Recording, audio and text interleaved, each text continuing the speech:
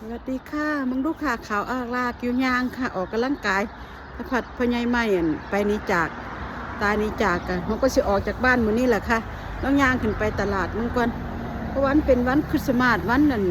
สินิวเยียร์เขามองใดเขาก็ปิดกับเปิดร้านของร้านค่ะจากมื้อนี้เขาสิเปิดแล้วลูกค้าแล้วยางขึ้นไปเมืองก่อนโอ้ขาวอากลากหิมะสิลงแล้วมันจะน้ำแข็งหลังคาบ้านหลังคาอย่างกับขาวอากลากมึงดูค่ะว่า อากาศบรรยากาศหน้าบ้านเจ้าของนี่แหละค่ะแล้วก็สิเป็นในอนาคตต่อไปผัวตายนี้จะตายก็มาตายใส่คริสต์มาสแล้วได้อยู่ผู้เดียวค่ะนอนก็บ่ค่อยหลับดอกยังเงินคิดฮอดแล้วอยู่ก็สิเป็นย่างออกกำลังกายย่างขึ้นไปตลาดมึงก่อนว่าสิเป็นจังใดร้านค้าท่านได้เปิดบ่เนาะอัน8:30ค่ะบ้านเขา8:00นย่างมึงดูค่ะยายฝนย่างนี่แหละหน้าร้านยายฝนราคานี่หน้าบ้านหมองยายฝนอยู่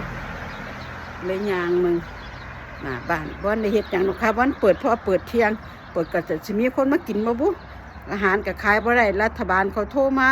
เค้นโซก็โทรมาว่าบ่ให้ขายอาหาร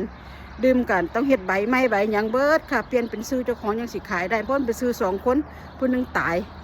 เขาก็เลยปิดเบิดเลยโทรมาบ่ให้ขายอาหารก็ได้ขายแต่ดื่มอยู่ค่ะเพราะมันช่วงปีใหม่พอดีก็นี่ได้ค่ะยายฝนย่างขึ้นไปตลาดก่อนเพราะทางย่างขึ้นไปย่างน้ำถนนไปเรื่อยๆพูดละตลาดอยู่ทั้งพูดละค่ะทั้งหมองยายฝนสิย่างพูดละก็นี่ได้ค่ะขอบคุณค่ะติดตามยายฝนยายอ้วนได้ค่ะสวัสดีค่ะ